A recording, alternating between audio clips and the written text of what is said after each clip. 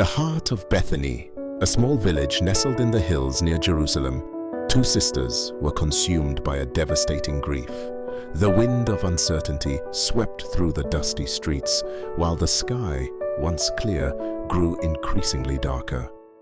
Each sigh carried the weight of despair, and each tear was a silent cry of a loss that seemed irreversible. But in the depths of that darkness, something extraordinary was about to happen. A turn of events that no one could have foreseen.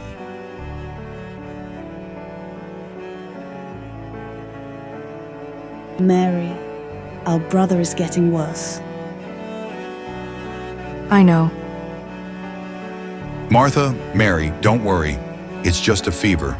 It will pass. Lazarus, you're getting worse. We need to send a message to Jesus. He can heal you. Even in his weakness, Lazarus tried to calm his sisters, but Martha and Mary knew they needed divine help, and with unshakable faith, they sent a message to Jesus.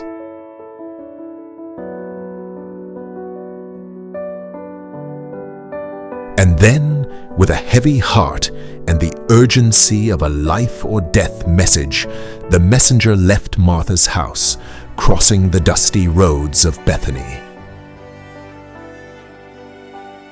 His steps were quick, but the path seemed endless. Each beat of Martha and Mary's hearts echoed in his mind.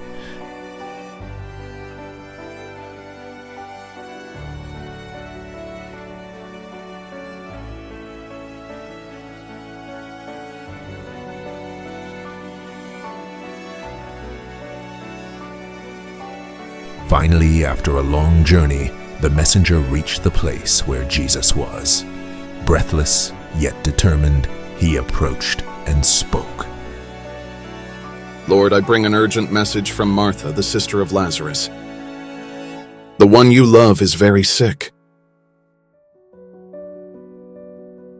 This sickness will not end in death. No, it is for God's glory, so that God's Son may be glorified through it.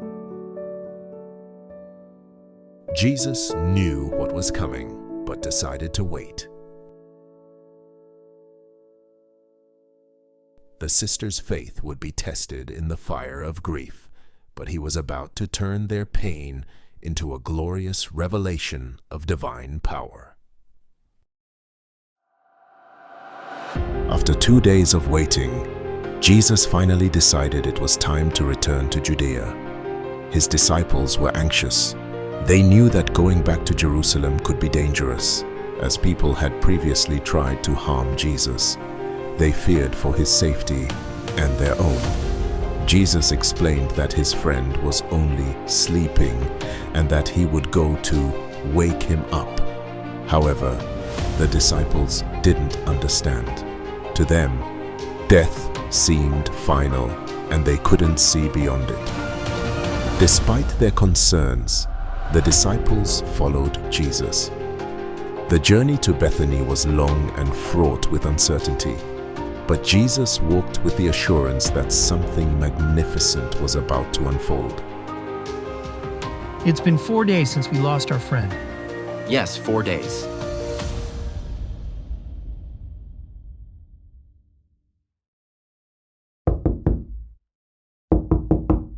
Martha, Mary, Jesus, you're entering the city.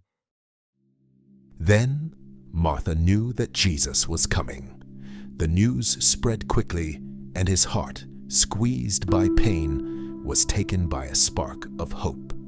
Without hesitation, she got up and left towards the Master. Mary, however, remained at home. The grief kept her there because the pain for the loss of her brother still weighed a lot in her heart.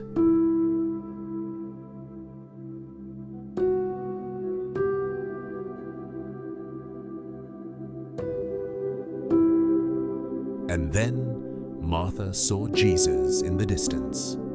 Her heart, weighed down with sorrow, began to beat faster, and though her legs were tired, they found strength.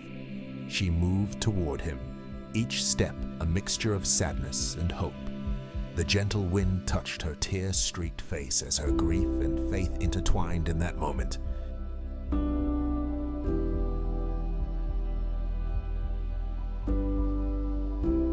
Lord, if you had been here, my brother would not have died. But I know that even now God will give you whatever you ask. Your brother will rise again. I know, Lord, that he will rise at the resurrection on the last day. I am the resurrection and the life. The one who believes in me will live, even though they die, and whoever lives by believing in me will never die. Do you believe this? Yes, Lord, I believe that you are the Messiah, the Son of God, who is to come into the world.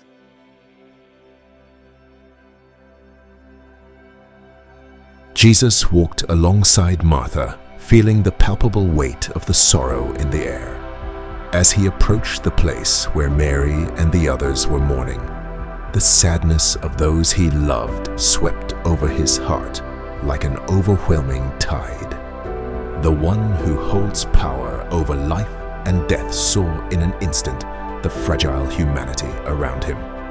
With a gaze full of tenderness and tear-filled eyes, he softly asked, Where was he placed? Before anyone could respond, tears streamed down his face. Jesus wept, not only for the death, but for the deep love he had for those who were grieving.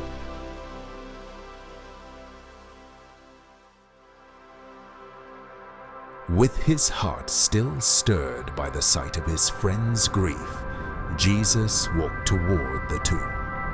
A gentle breeze swept over the hills as the crowd followed him in silence. When he reached the sealed cave, he paused for a moment. The stone was not just a physical barrier, but a symbol of the separation between life and death. With a firm voice full of authority, Jesus said, Remove the stone. Martha hesitated for a moment, remembering the 4 days that had passed. Lord, the body already smells bad. It's been 4 days since it died. Something far greater was about to unfold. Did I not tell you that if you believe, you will see the glory of God? The stone was removed, and silence fell over the place. All eyes were on Jesus. He looked up to heaven and prayed. Father, I thank you because you heard me. I knew you always hear me, but I said this because of the crowd that is around, so that they believe that you sent me. And Jesus, loudly, loaded with power, said, Lazarus, come out!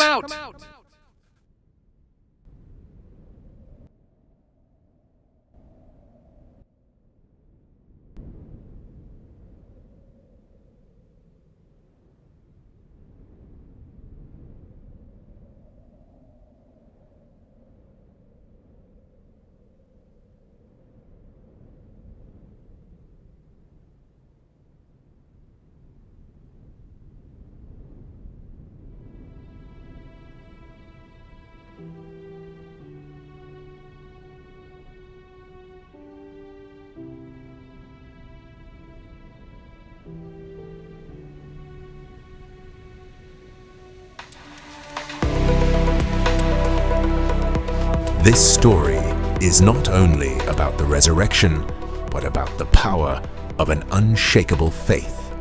Jesus calls us to believe, even when all hope seems lost, because he is the resurrection and life.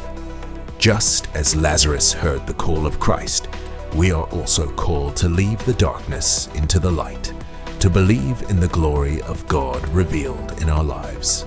Here on the channel, we have other stories of power and faith that will strengthen your spirit. Keep watching and, most importantly, read the Bible, where these eternal truths are written for all of us.